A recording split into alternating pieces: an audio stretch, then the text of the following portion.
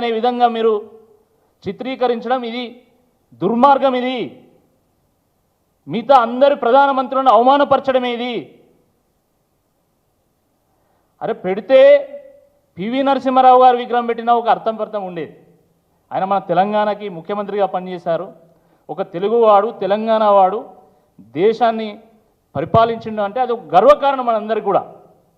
కానీ ఈ ఇప్పటివరకు పెట్టిన పేర్లు సరిపోనట్టు మళ్ళీ రాజీవ్ గాంధీ గారి విగ్రహం తీసుకొచ్చి మన తెలంగాణ సచివాలయం ముందు పెడతారు. నిన్న మొన్న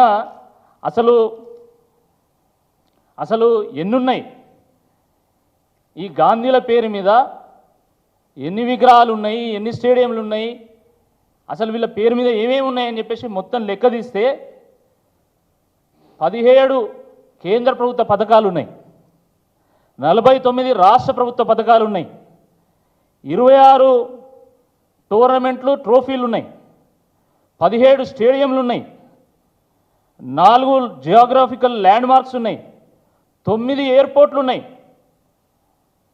4 పవర్ ప్లాంట్లు ఉన్నాయి, 99 యూనివర్సిటీలు ఎడ్యుకేషన్ ఇన్స్టిట్యూషన్స్ ఉన్నాయి, 41 అవార్డులు ఉన్నాయి, 17 స్కాలర్షిప్లు ఉన్నాయి, 17 నేషనల్ పార్క్స్ అండ్ మ్యూజియంస్ ఉన్నాయి, 37 ఆసుపత్రులు ఉన్నాయి, 35 ఇన్స్టిట్యూషన్స్ ఉన్నాయి, 37 రోడ్లు బిల్డింగ్లు ప్రాంతాలు ఉన్నాయి.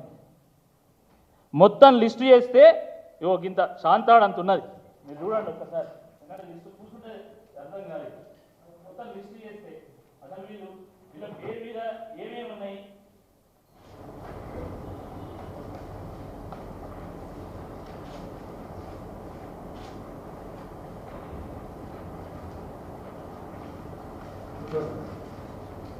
మా బాయిపడ శాంతాడు కూడా ఇంత పెద్ద ఉండదు. ఒక్కసారి ఎంత వాళ్ళు కూడా తీసుకోవాలి.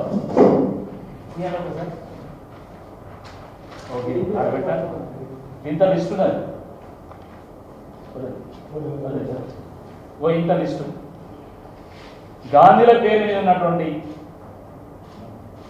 ప్రాంతాలు, ఎయిర్పోర్ట్లు, యూనివర్సిటీలు, ఎడ్యుకేషన్ ఇన్స్టిట్యూషన్లు, ఆసుపత్రులు. ఇప్పుడు మళ్ళీ అది చాలదన్నట్టు ఇప్పుడు మన తెలంగాణ సచివాలయం ముందు ఒక విగ్రహం.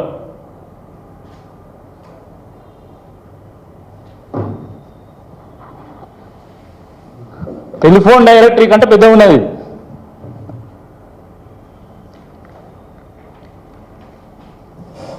మళ్ళా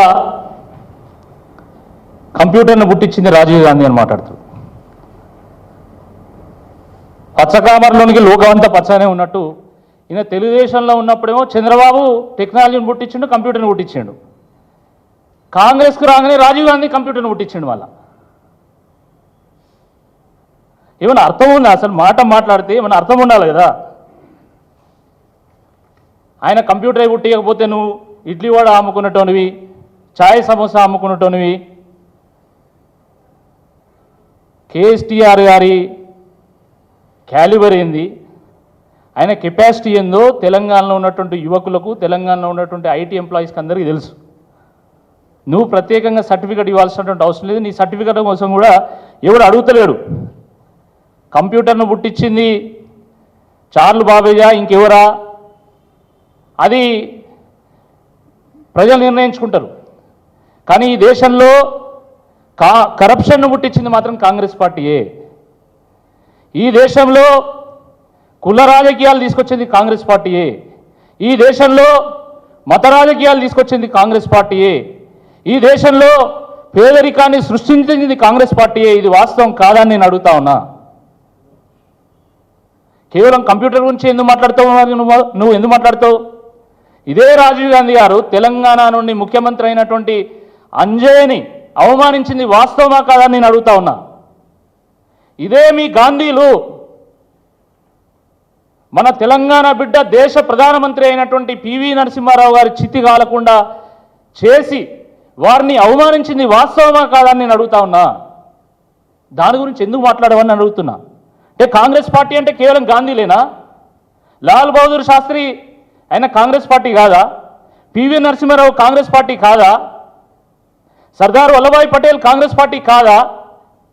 ఓన్లీ గాంధీలు మాత్రమే కాంగ్రెసా? చాలా దుర్మార్గం ఇది. ఇకపోతే సోనియా గాంధీ తెలంగాణ తల్లి అంటాడు. మరి బలిదేవత ఎవరు? సోనియా గాంధీ తెలంగాణ తల్లి అయితే బలిదేవత ఎవరు? ఆమె నిజంగా తల్లి అయితే 1200 మంది ఎట్లా ఎవరి వల్ల ఆత్మ బలిదానం చేసుకున్నారు? 1200 మంది పిల్లలు ఎందుకు ఆత్మహత్య చేసుకున్నారు ఆమె తల్లి అయితే? డిసెంబర్ 9 రోజున నేను తెలంగాణ తల్లి విగ్రహం పెడతా అంటారు. డిసెంబర్ 9 ప్రాధాన్యం ఏంది చెప్పు అసలు? డిసెంబర్ 9 రోజు తెలంగాణ ప్రకటన చేసిండు చిదంబరం అని మాట్లాడుతున్నాడు, వాస్తవమే. కానీ దాని తర్వాత ప్రకటన వెనుక తీసుకున్నటువంటి విషయం ఎందుకు చెప్తలేరు మీరు? డిసెంబర్ 9 రోజు ప్రకటన చేసిండు, వాస్తవం.